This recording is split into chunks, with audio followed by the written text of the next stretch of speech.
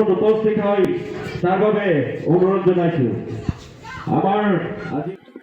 আমাৰ নোৱাপাৰা ৰাইজগড়ৰ স্থায়ী মঞ্চ নাছিলে, এখন টেম্পৰাৰী মঞ্চ এখন আছিলে আৰু সেই টেম্পৰাৰী মঞ্চ এখন পাৰ্মানেণ্ট মঞ্চৰ অভাৱ বহু দিনৰ পৰা আছিলে আমাৰ ৰাইজৰ আৰু সেই কথাটো বহু জনোৱা হৈছিলে আৰু সেইটো কাৰণে ইতিমধ্যে এখন পাৰ্মানেণ্ট মঞ্চ আৰু লগতে এটা ঘৰ, তাৰ লগতে আৰু এটা ঘৰ নিৰ্মাণৰ কাৰণে ব্যৱস্থা কৰা হৈছিলে আৰু অতি কম দিনৰ 6 মাহৰ ভিতৰতে এই ঘৰটো আৰু লগতে ষ্টেজখন নিৰ্মাণ কৰা হৈছে।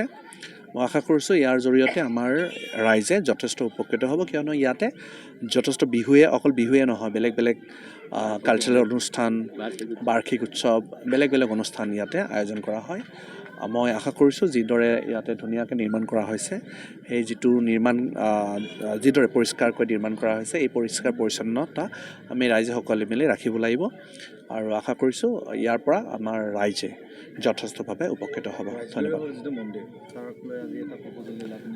ইতিমধ্যে আমাৰ ৰাইজগড়ৰ মন্দিৰটো বনাই আছে। ইয়াতে আমি অতি কম দিনৰ ভিতৰত এটা ভাল অনুদান এটা দিবলৈ চেষ্টা কৰিম।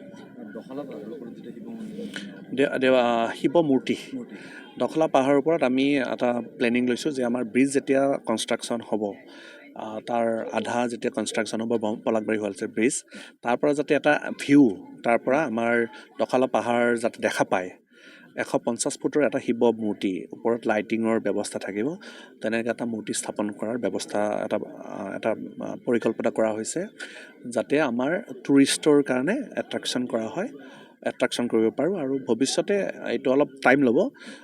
আমাৰ সৰু পাহাৰ আৰু ডাঙৰ পাহাৰ যিখন আছে দুখন, তাৰ মাজত আমি ভৱিষ্যতৰ পৰিকল্পনা সেইটো এখন ৰপৱে তৈয়াৰ কৰি যে পৰ্যটকক এট্ৰেকশ্যন কৰাৰ এটা ব্যৱস্থা কৰা যাব, যিহেতু আমাৰ এই পাহাৰ দুখন আমাৰ ব্ৰহ্মপুত্ৰ নদীৰ পাৰতে আছে আৰু ইতিমধ্যে আমাৰ যিহেতু ব্ৰিজখনে যথেষ্ট সৌন্দৰ্য বৰ্ধন কৰিব।